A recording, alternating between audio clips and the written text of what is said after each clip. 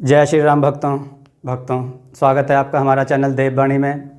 भक्तों, आपको हमारी कथाएं कैसी लगती हैं हमें कमेंट करके ज़रूर बताएं। भक्तों, हमारी कथाओं को लाइक अधिक से अधिक करें, इन्हें शेयर करें और हमारे चैनल को अधिक से अधिक सब्सक्राइब करें। भक्तों, आपसे एक गुजारिश है, हमें इंस्टाग्राम पर फॉलो करें जिसका लिंक डिस्क्रिप्शन में दिया गया है। तो चलिए शुरू करते हैं आज की कथा। जय श्री राम भक्तों, सवालों की श्रृंखला में आप सबका स्वागत है। आज का प्रश्न है, बाली की पत्नी का क्या नाम था?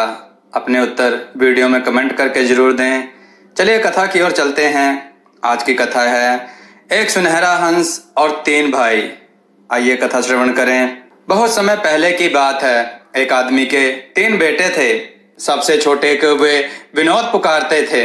पूरा परिवार हर वक्त उसे चिढ़ता था और उसके साथ दुर्व्यवहार करता था। एक दिन बड़े बेटे के दिमाग में आया कि वह जंगल जाकर ईंधन के लिए लकड़ियां काट लाए। उसकी माँ ने उसके लिए बढ़िया खाना और दूध की एक बोतल साथ में दी, जिससे वह काम के बीच में ताजा हो सके।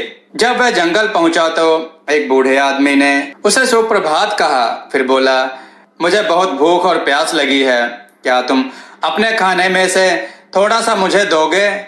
उस होशियार युवक ने कहा, तुम्हें अपना खाना और दूध दूं? जी नहीं, मेरे लिए भी पूरा नहीं होगा, और चला गया। उसने पेड़ काटना शुरू किया, पर अभी ज्यादा देर काम किया भी नहीं था कि उसका वार चूक गया और उसने खुद को घायल कर लिया। उसे घर लौटना पड़ा ताकि घाव की मरहम पट्टी करवा सके। यह गड़बड़ी उस बूढ़े आदमी की शैतानी से हुई थी। अगली बार दूसरा बेटा काम के लिए निकला। माँ ने उसके साथ भी खाना पानी दिया। उसे भी वह बूढ़ा मिला। फिर उसने खाने पीने को मांगा। यह लड़का भी अपने को समझदार मानता था, इसलिए बोला, जो तुम्हें दूंगा वह कम नहीं हो जाएगा, तुम अपने रास्ते जाओ। उस आदमी ने यह ध्यान रखा कि उसे उसका इनाम मिले। लड़के ने अगला वार जो पेड़ पर किया वह उसके टांग पर लगा। उसे भी घर लौटना पड़ा। अब विनोद ने अपने पिता से कहा, पिताजी, मैं भी लकड़ी काटने जाना चाहता हूँ। उन्होंने जवाब दिया, तुम्हारे भाई तो लंगड़े होकर आ गए, बेहतर होगा कि तुम घर पर रहो, क्योंकि तुम इस बारे में कुछ भी नहीं जानते। पर वह जिद करता रहा और पिता ने कहा, जाओ, चोट खाओगे तो अकल आ जाएगी। उसकी माँ ने उसे सूखी डबल रोटी और पानी मिला दूध दिया। तब वह जंगल में गया तो उसे भी बूढ़ा आदमी मिला, जिसने उससे खाना पानी मांगा। विनोद बोला, मेरे पास तो सिर्फ सूखी डबल रोटी और यह पानी मिला दूध है, अगर यह तुम्हें ठीक लगे तो हम मिलकर खा लेंगे। वे बैठे। जब लड़के ने खाना निकाला तो सूखे डबल रोटी की जगह बढ़िया खाना और पानी मिले दूध की जगह बढ़िया दूध था। उन्होंने पेट भर कर खाया। जब यह खाना खाकर निपट गए तो बूढ़े ने कहा, तुम बड़े दयालु हो, तुमने मेरे साथ सब कुछ बांटा। मैं तुम्हें वरदान देता हूँ, वहां एक पुराना पेड़ है, उसे काटो, उसके जड़ में तुम्हें कुछ मिलेगा। फिर उसने लड़के से विदा ली और चला गया। विनोद काम में लग गया।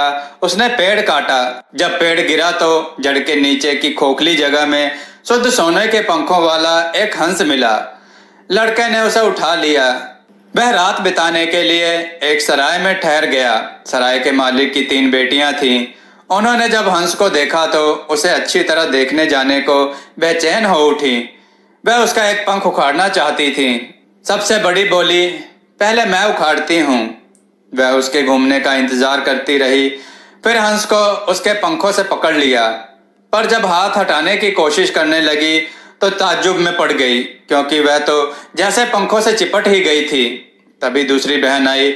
वह भी पंख लेना चाहती थी, पर जैसे ही उसने अपनी बहन को छुआ वह उसके साथ चिपक गई। तीसरी आई। वह भी पंख लेना चाहती थी, पर दोनों बहनें चिल्लाईं, दूर रहो, भगवान के लिए दूर रहो। उसकी समझ में ही नहीं आया कि वे दोनों क्या कहना चाह रही हैं। उसने सोचा, अगर ये दोनों यहाँ हैं तो मैं भी यहीं जाती हूँ, और वह उधर ही चली गई। पर बहनों को छूने की देर ही थी कि वह भी हंस के साथ वैसे ही चिपट गई जैसे उसकी बहनें चिपकी थीं। वे सारी रात हंस के साथ रहीं। अगली सुबह विनोद ने हंस को बगल में दबाया और चल दिया। वे तीनों बहनें हंस के साथ चिपकी थीं, पर उसने ध्यान ही नहीं दिया। वह जहां जाता, जितनी तेज जाता, उन्हें भी जाना पड़ता था, चाहे वे चाहें या नहीं, क्योंकि वे चिपकी थीं। जाते जाते उन्हें खेत के बीच एक साधु मिला। उसने जब यह कतार जाते देखी तो लड़कियों से बोला, तुम्हें मैदान के बीच से एक युवक के पीछे इस तरह भागते हुए शर्म नहीं आती? क्या यह ठीक है? और उसने सबसे छोटी लड़की का हाथ पकड़ा ताकि उसे खींचकर रोक ले, पर वह तो खुद ही चिपक गया। अब कतार में लड़कियों के बाद साधु भी जुड़ गया। उधर से साधु का शिष्य निकल रहा था। उसने जब अपने गुरु को तीनों लड़कियों के पीछे भागते देखा तो वह ताज्जुब में पड़ गया और चिल्लाकर पूछने लगा, गुरुजी, इतनी जल्दी में कहाँ जा रहे हैं? आज तो किसी के घर नामकरण करने जा रहे हैं क्या? जवाब न मिलने पर उसने दौड़कर गुरु का चौगा पकड़ लिया, जिससे उसे रोक ले, पर वह भी चिपक गया। अब ये पांचों एक दूसरे से चिपके हुए भागे जा रहे थे। तभी उन्हें काम से लौटते हुए दो मजदूर दिखे जो फावड़े लिए हुए थे। साधु चिल्लाया, मुझे छुड़ा दो, पर उन लोगों के छूने भर की देर थी कि वे दोनों भी चिपक गए। अब ये सातों विनोद और उसके हंस के पीछे दौड़ रहे थे। आखिरकार वे एक शहर में पहुंचे जहां के राजा की केवल एक बेटी थी और वह भी बिल्कुल उदास हो गई थी। कोई उसे हंसा नहीं पा रहा था, यहाँ तक कि राजा ने सब तरफ ऐलान करवा दिया था कि जो उसे हंसा पाएगा उससे उसकी शादी कर दी जाएगी। यह बात सुनकर वह युवक अपने हंस और उसकी कतार के साथ उसके सामने गया। जैसे ही राजकुमारी ने सातों को एक दूसरे से चिपके हुए और एक दूसरे के पीछे भागते हुए देखा तो वह ऊंची आवाज में हंस पड़ी और देर तक हंसती रही। राजा के वचन के अनुसार विनोद और राजकुमारी की शादी हो गई। वह राजा का वारिस बना और बहुत साल तक अपनी पत्नी के साथ खुशी खुशी जीवन व्यतीत किया।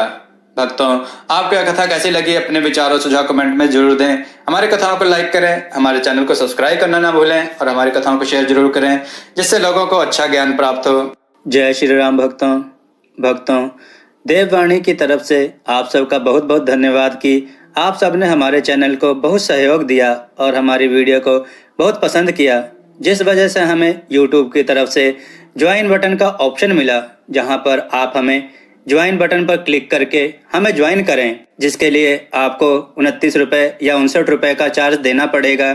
जो हमें ज्वाइन करेगा उन्हें हम कई तरह की सुविधाएं देंगे और उनके कमेंट्स का जवाब देंगे। यहाँ हम आपको कथा कहानियों के टिप्स भी देंगे और हम आपके सुझाव पर वीडियो बनाने की पूरी कोशिश करेंगे और हम आपका नाम वीडियो में जरूर लेंगे। धन्यवाद।